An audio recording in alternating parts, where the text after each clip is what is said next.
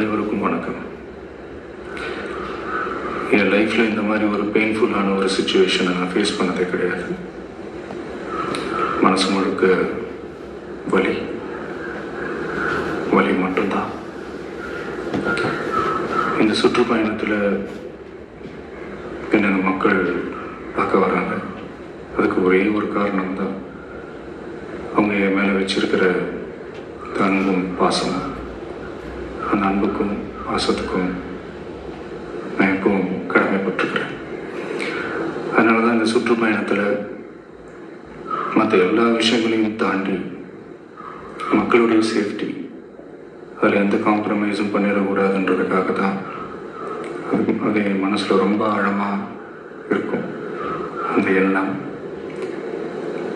அதனால தான் இந்த அரசியல் காரணங்கள் எல்லாத்தையும் தவிர்த்துட்டு ஒதுக்கி வச்சுட்டு மக்களுடைய சேஃப்டி மட்டும் மைண்டில் வச்சுக்கிட்டு அதுக்கான இடங்களை சூஸ் பண்ணுறது, அதுக்கான இடங்களை பார்த்து பெர்மிஷன் கேட்குறது, போலீஸ் டிபார்ட்மெண்ட்டில் அதை ரிக்வெஸ்ட் பண்ணி கேட்போம். ஆனால் நடக்கக்கூடாதது நடந்துருச்சு.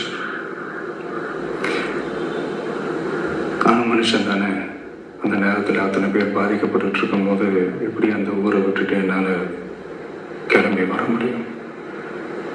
நான் திரும்ப அங்கே போகணும்னு இருந்துச்சுன்னா அது ஒரு காரணம் காட்டி அங்கே வேறு சில பதட்டமான சுச்சுவேஷன்ஸ், வேறு சில சம்பாவிதங்கள் அந்த மாதிரி எதுவும் நடந்துடக்கூடாதுன்றதுக்காக தான் நான் அவாய்ட் பண்ணேன்.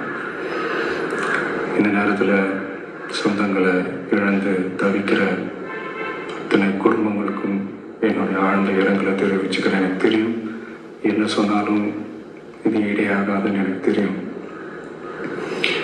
ஹாஸ்பிட்டலில் ட்ரீட் பண்ணிகிட்ருக்கிற எல்லாருமே சீக்கிரமாக க்யூர் ஆகி வரணுன்றதை இந்த நேரத்தில் நான் வேண்டிக்கிறேன்.